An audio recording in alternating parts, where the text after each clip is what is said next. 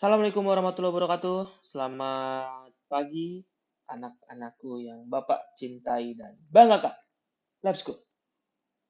Selamat menempuh pelajaran baru, materi baru, yaitu cerita fantasi.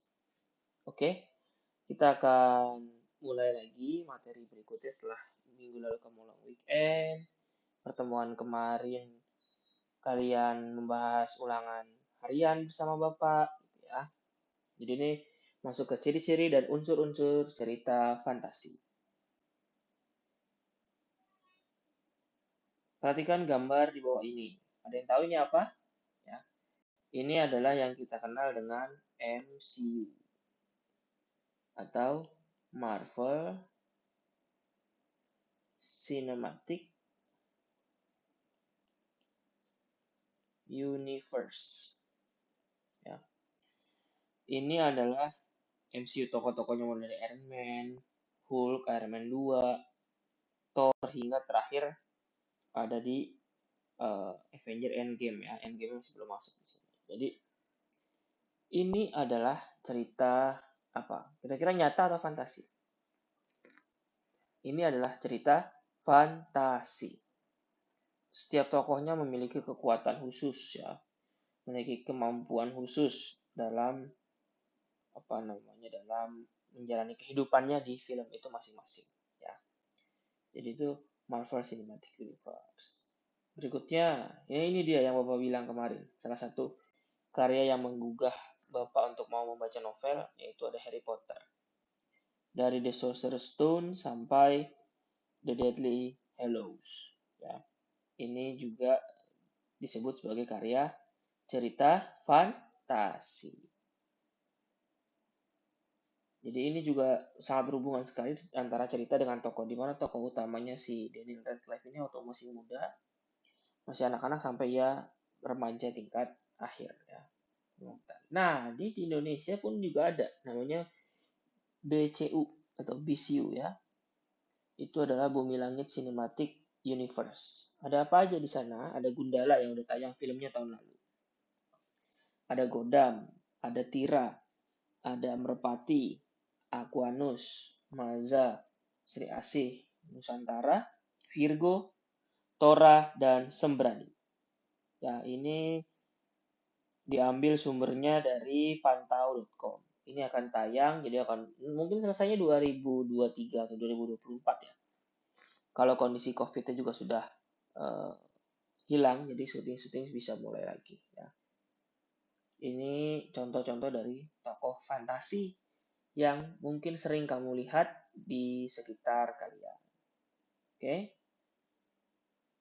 Kita masuk ke kompetensi dasarnya apa sih? Apa sih yang ingin dicapai untuk pertemuan kali ini? Ya, yang pertama adalah mengidentifikasi unsur-unsur teks narasi atau cerita imajinasi yang didengar atau dibaca. Kata kuncinya unsur-unsur ya. Ini masuknya kemana? Ada intrinsik dan ekstrinsik.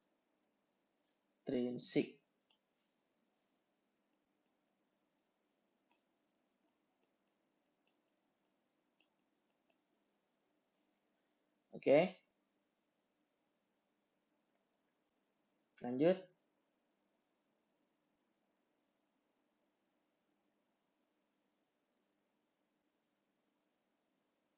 Nah, apa aja unsur-unsurnya? Ya, kita lihat. Yang pertama ada tema. Tema itu apa? Tema adalah gagasan atau ide pokok cerita. Yang kedua ada alur. Alur itu apa aja? Jalinan peristiwa dalam cerita. Alur dibagi menjadi 3, yaitu alur maju, mundur, dan campuran. Ada latar. Latar tempat, waktu, suasana dalam cerita. Yang keempat, ada tokoh dan penokohan. Tokoh dan penokohan itu apa? Ada aku, cerita dan pelaku, cerita dan penggambaran wataknya. Lalu ada amanat, pesan yang terkandung dalam cerita, dan ada sudut pandang. Sudut pandang ini adalah cara pandang penulis di dalam cerita. Oke, itu dari unsur-unsur teks cerita fantasi. Atau nama lainnya di sini adalah unsur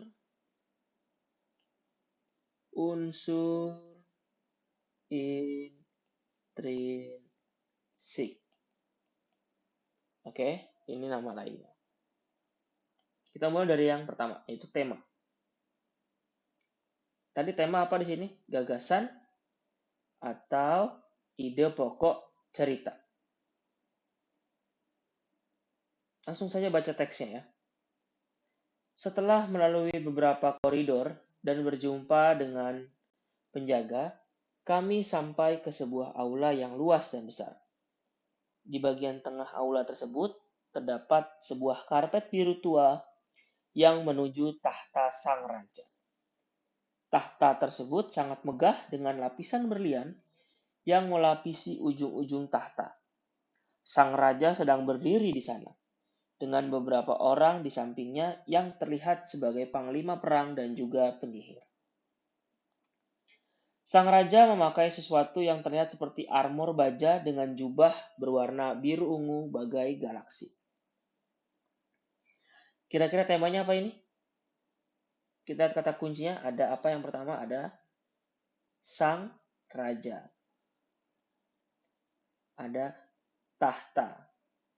Ada lagi sang raja. Ada lagi sang raja. Mungkinkah ini percintaan? Enggak. Ini adalah kerajaan. Oke, kita lanjut ya. Ini contohnya. Kita mulai dengan teks yang kedua. Seneng banget gue nari. Si Ubin berteriak ke temannya. Santai aja sih, Bin. Gak usah gampang gitu juga. Kali, jawab temannya nari. Tapi gue lulus sekolah. Kalian tahu? Yubin pamerkan sertifikatnya kepada si nari. Gue juga lulus kali. Ia tunjukkan sertifikatnya. Tapi kita akhirnya akan berpisah. Oh iya ya, kita akan tetap berteman kan? Nari bertanya. Iya kok, Nar. Percakapan mereka dipotong oleh suara bel. Ya, kalau gitu aku pergi dulu ya. Sampai jumpa lagi, Yubin. Dan itu ia meninggalkan Yubin. Kira-kira ini apa? Mungkinkah keluarga? Ada kata-kata apa di sini? Teman. Ya. Ada tokohnya, ada Nari, ada Yubin. Berarti ini adalah persahabatan. Oke?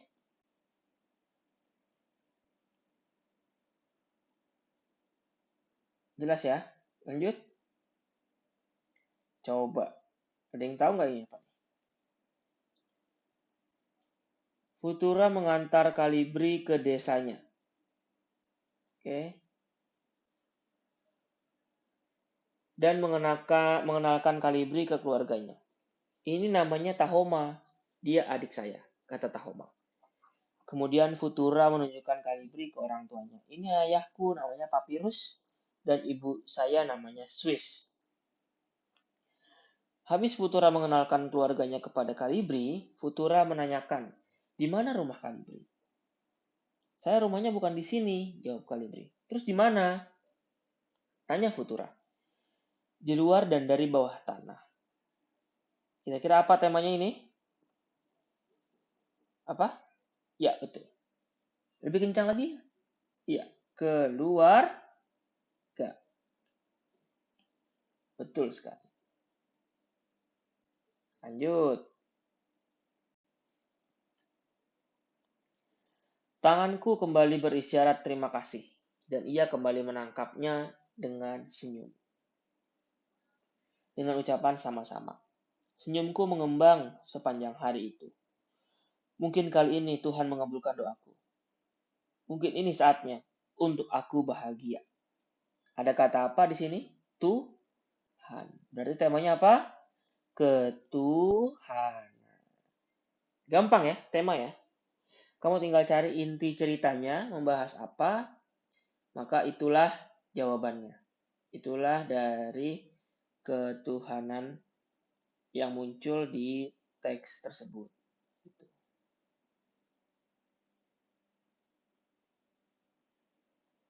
Lanjut, kita sekarang ke alur. Alur itu tadi apa? Ya, tahapan cerita. Ada 3, ada alur maju, mundur, dan campuran. Ingat, di ulangan nanti atau di soal-soal latihan itu tidak lagi ditanyakan apa yang dimaksud tema, apa yang dimaksud alur, tapi langsung Bapak kasih teksnya, Bapak kasih paragrafnya, kamu tentukan apa namanya, kamu tentukan alurnya apa, temanya apa. Oke, lanjut. Sampailah ia di bandara kampungnya yang berada di Portland, Oregon. Ia ingin mewujudkan keluarganya dengan pulang langsung ke rumah kedua orang tuanya. Ke rumah ini harusnya dipisah ya, tanpa memberitahu terlebih dahulu. Kira-kira apa ini? Maju, mundur, atau campuran? Kalau mundur itu flashback ya, dia menceritakan masa lalunya. Kalau campuran ada maju, ada mundur. Ya, ini adalah yang maju. Kita lanjut. Charlotte menutup mata. Ia mengingat kembali kondisi TKP waktu itu. Tubuh besar kepala sekolah berbaring terlentang dengan pisau menancap pada perutnya. Di samping mayat terdapat sebuah tanda yang ditulis menggunakan darah. Bentuknya seperti huruf O. Apa jawabannya? Maju, mundur, atau campuran? Ini adalah mundur ya. Ia menutup mata dan ia mengingat kembali bagaimana kondisi TKP waktu itu. Dia flashback alurnya. Jadi jawabannya adalah mundur. Lanjut. Apakah Bapak tidak ingat? Saya adalah anak yang Bapak tolong 5 tahun lalu. Pada saat itu, saya sedang membutuhkan uang untuk membayar kuliahku. Aku hampir putus asa dan memutuskan untuk berhenti karena tidak ada seorang pun yang membeli daganganku. Tetapi Bapak menolongku hingga akhirnya aku bisa melanjutkan kuliahku. Pemilik rumah sakit tersebut menjelaskan. Ternyata pemilik rumah sakit tersebut adalah anak yang ditolong Reza 5 tahun yang lalu. Dia adalah seorang mahasiswa yang sedang dalam masalah keuangan. Setelah mendapat bantuan dari Reza, dia pun kembali melanjutkan kuliahnya. Baik sekali Bapak itu, suatu saat aku harus membantunya, pikir anak itu. Perjuangan dan niat anak itu pun tidak sia-sia sampai akhirnya dia menjadi pemilik rumah sakit itu. Di sini ada kata-kata apa? Apakah Bapak tidak ingat? Flashback tuh, set, gitu kan? Baru di akhirnya, perjuangan dan niat anak itu pun tidak sia-sia. Sampai akhirnya dia menjadi pemilik rumah sakit itu. Berarti ini adalah campuran. Ada maju, ada mundur. Campuran itu tidak harus selalu maju mundur, tapi bisa juga mundur maju. Mundur maju cantik, mundur maju cantik, gitu ya. Lanjut.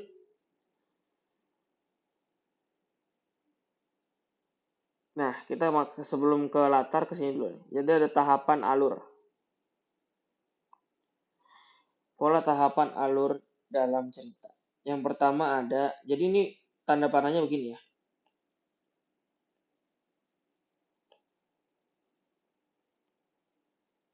Oke. Pertama pengenalan tokoh dulu dan latar.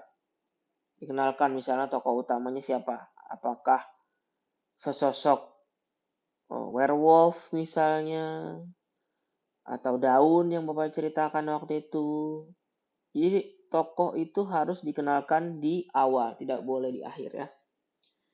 Apakah tokoh utamanya komputer misalnya, bebas ya. Setelah dikenalkan tokoh dan latar, makanya kamu sering dengar kan cerita di teks-teks itu pada suatu hari gitu ya. Tolong dihindari ya dalam mengenalkan tokoh dan latar. Setelah tokoh-tokoh dikenalkan, lalu ada namanya pemunculan masalah atau konflik. Nah, setelah tokohnya ada, maka ada muncul masalah-masalah baru.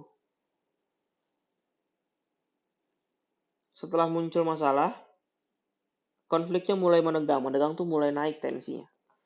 Mulai, aduh, gimana nih? Gitu ya. Lalu klimaks ini adalah puncak konflik. Di sini klimaks ini adalah puncak konflik. Puncak.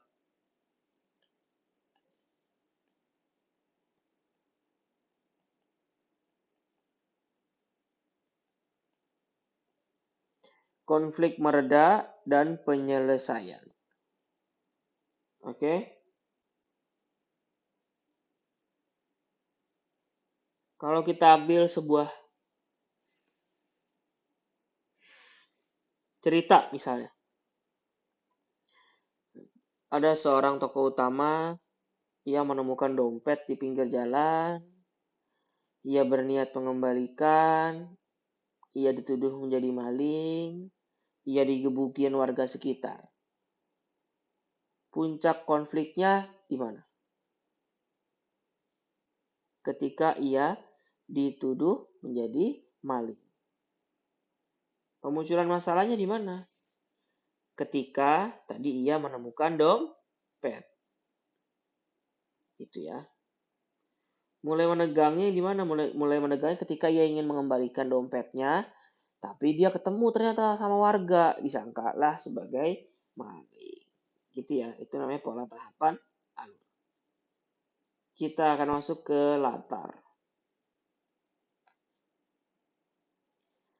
Sampailah ia ke depan pintu rumahnya. Tok tok tok. Thomas yang mengetuk pintu dengan semangat. Ceklek. Suara pintu itu terbuka. Senangnya Thomas melihat wajah ibunya. Mereka langsung berpelukan dengan adanya air mata di kedua mata mereka. Lalu adik Thomas melihat wajah Thomas dan langsung memeluknya. Sama juga dengan ayahnya yang sudah lama tidak melihat wajah anak yang disayanginya. Malam itu mereka merayakan dengan makan besar di rumah itu. Waktunya kapan di sini? Ada katanya apa? Malam hari. Tempatnya di mana? Di rumah. Ya, suasananya gimana? Senang atau menyenangkan. Jadi waktunya malam hari.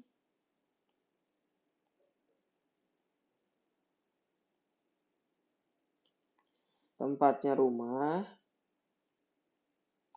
Suasananya menyenangkan.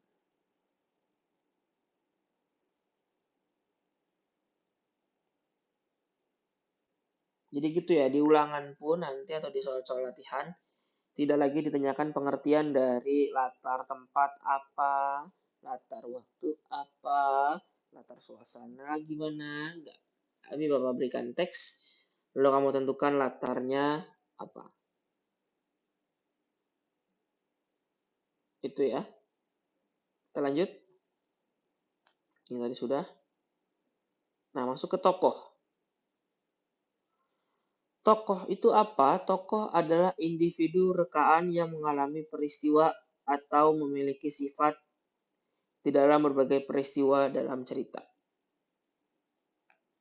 Berdasarkan peranannya, tokoh dibedakan menjadi 3 tokoh utama, yaitu protagonis atau tokoh utama, tokoh pembantu antagonis, dan penengah tritagonis. Ya. Jadi tokoh utama itu, protagonis itu apakah harus selalu berwatak baik? Tidak ya. Cuma ini Bapak sebutinnya pada umumnya.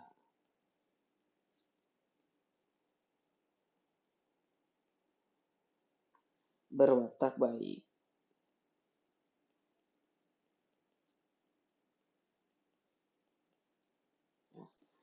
Lihat Melvision yang Bapak bilang kemarin, lalu ada Megamind dulu, kartun zaman dulu. Ya, itu tokoh utamanya awalnya disangka sebagai orang yang jahat. Tapi ternyata kan tidak, ya. Jadi harus tahu, tidak selalu protagonis itu berwatak baik, bisa juga tidak baik. Setelah tokoh ke penokohan. Kalau tokoh tadi orangnya atau sosoknya atau pelakunya dalam cerita, penokohan ini lebih ke arah wataknya. Atau penokohan itu nama lainnya adalah perwatakan.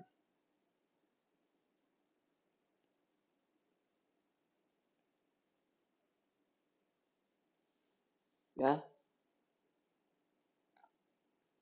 adalah cara pengarang dalam menyajikan atau menggambarkan watak tokoh dan penciptaan citra tokoh.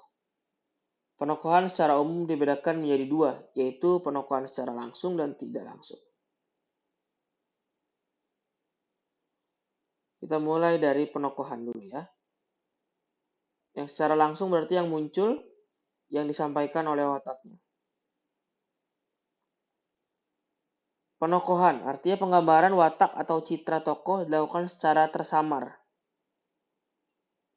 Ya, ini namanya teknik tidak langsung atau dramatik ya. Ini teknik dramatik atau tidak langsung.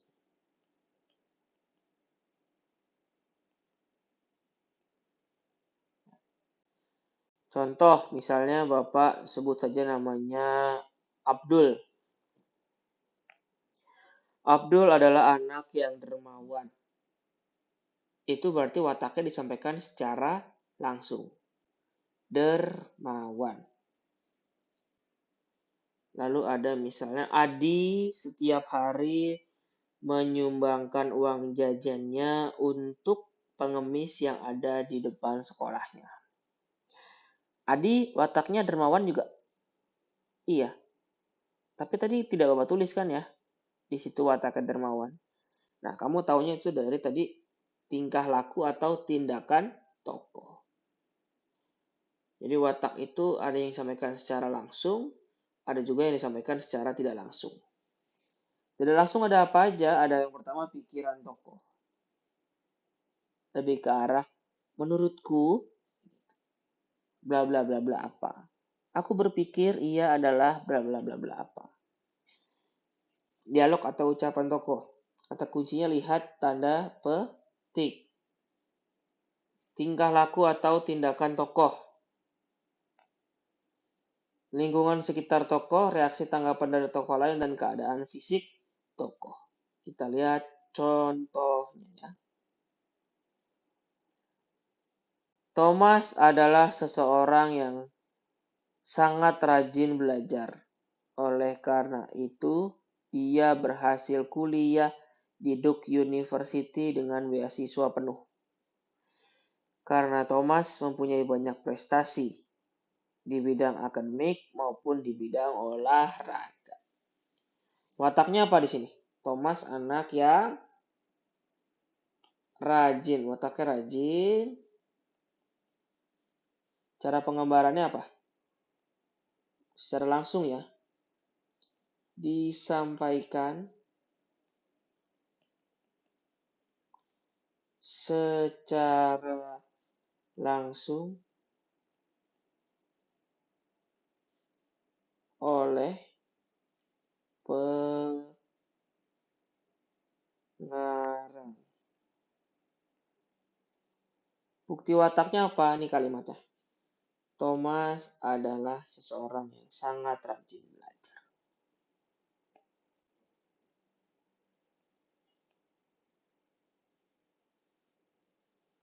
Oke, contoh berikutnya. Tani, bangun nak. Mama berteriak dari lantai bawah. Untuk membangunkanku, aku langsung duduk di pinggir kasurku. Sambil mengumpulkan nyawa, aku membenarkan rambut hitamku supaya rapi kembali. Aku sempoyongan mengambil handuk yang sudah Mama siapkan di depan pintu. Aku pun masuk ke kamar mandi untuk membasuh badanku. Watak dari tokoh aku apa?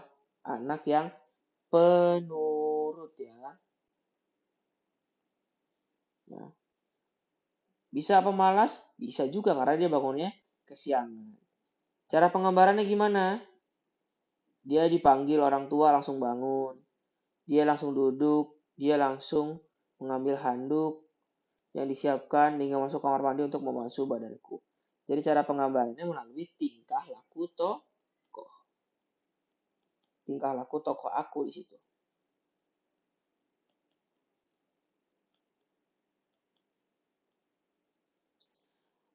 Bukti wataknya disampaikan secara tadi kalimat mana nih? Duduk di sini, di sini, di sini.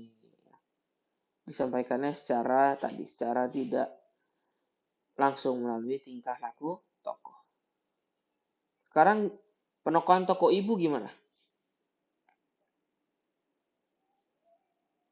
Wataknya apa dia? Perhatian. Cara penggambarannya apa? Tingkah laku tokoh juga.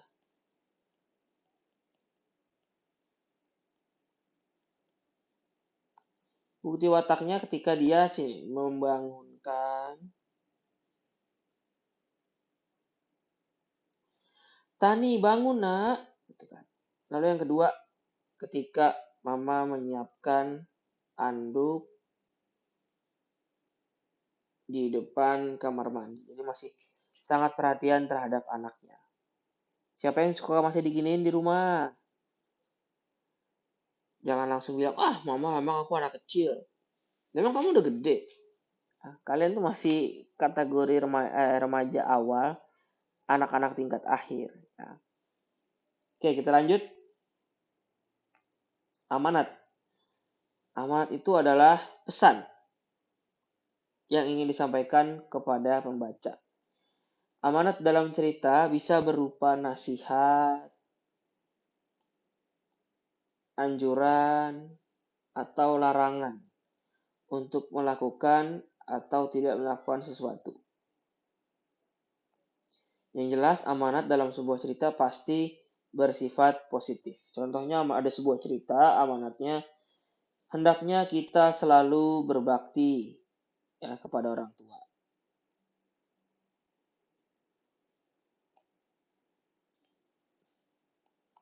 Yang kedua, janganlah kita senang berbohong.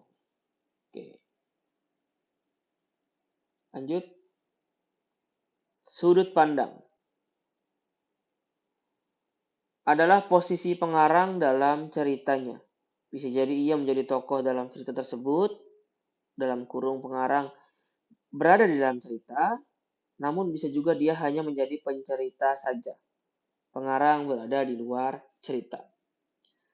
Sudut pandang ini dibagi menjadi dua, sudut pandang orang pertama dan orang ketiga. Kenapa tidak ada orang kedua? Orang kedua itu biasanya adanya di fanfiction.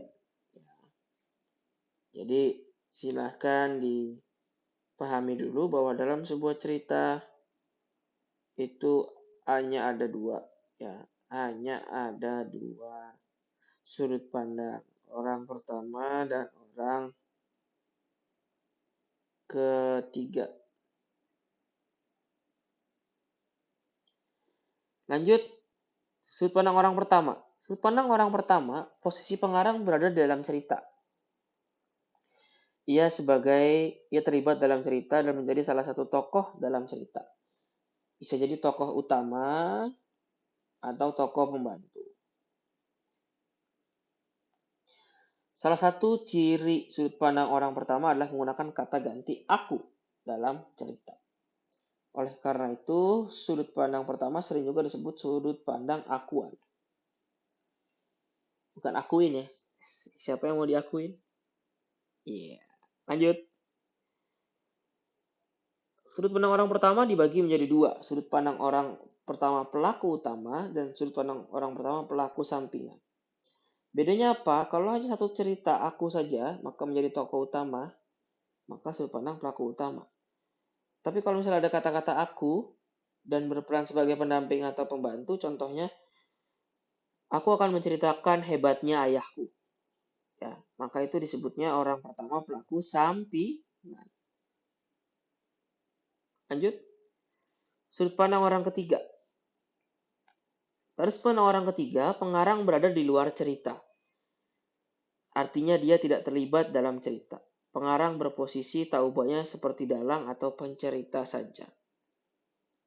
Ciri utama sudut pandang orang ketiga adalah penggunaan kata ganti dia atau nama-nama tokoh. Kata ganti dia atau nama-nama tokoh.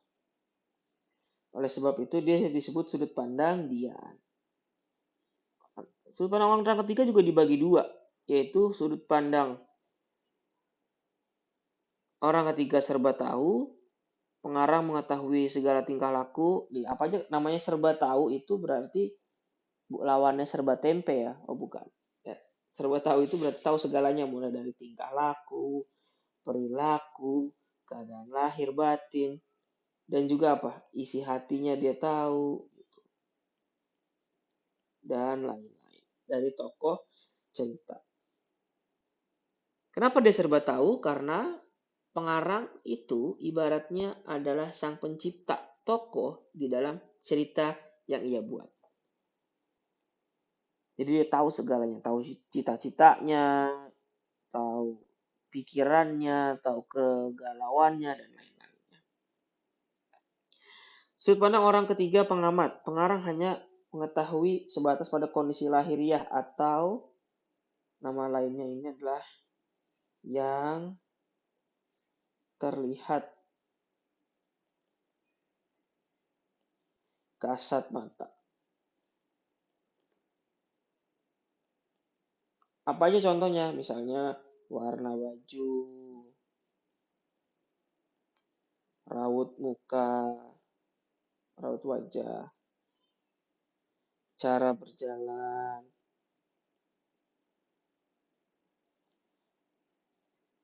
dan lain-lain. Ya, kita mulai ke contohnya. Ini contohnya. Thomas adalah seseorang yang sangat rajin belajar. Oleh karena itu, dia kuliah di Duke University dengan beasiswa penuh. Karena Thomas mempunyai banyak prestasi di bidang akademik dan juga olahraga, namun Thomas bingung karena jika ia kuliah di university berarti ia harus meninggalkan kedua orang tuanya. Ada kata-kata aku di sini? Gak ada. Berarti pelaku utama salah, nggak mungkin. Pelaku sampingan juga tidak mungkin. Kita lihat. Apakah ini serba tahu atau pengamat? Kita lihat. Thomas bingung.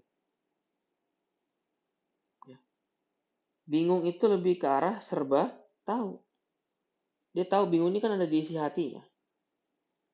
Kalau pengamat, tadi yang dibilang, di baju Thomasnya dan lain-lain gitu ya. Ada bingung, ada rajin, ini berarti serba tahu segalanya.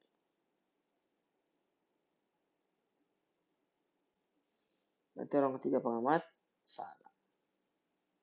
Lanjut. Raut kebahagiaan di muka Thomas tidak bisa dibayangkan. Senyum lebar yang ada di mukanya menunjukkan betapa ia merindukan keluarganya.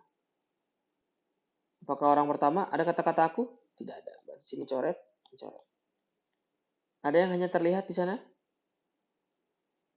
Ada ya. Raut kebahagiaan wajah di muka Thomas. Berarti ini adalah pengamat. Misalnya. Oke. Terima kasih. Itu tadi materi seputar unsur-unsur ya. Unsur-unsur teks. Apa namanya? Teks cerita fantasi. Ya. Silakan jika mau ada pertanyaan kita diskusikan. Jangan lupa materi ini juga nanti Bapak akan upload lagi di YouTube supaya bisa kamu pelajari menjelang latihan dan menjelang ulangan harian nanti. Ya. Terima kasih atas perhatian kalian. Kurang lebihnya mohon maaf. Wabillahi taufiq wal hidayah. Wassalamualaikum warahmatullahi wabarakatuh. Selamat pagi anak-anakku. Bye-bye. Jangan lupa klik like dan tombol subscribe-nya ya.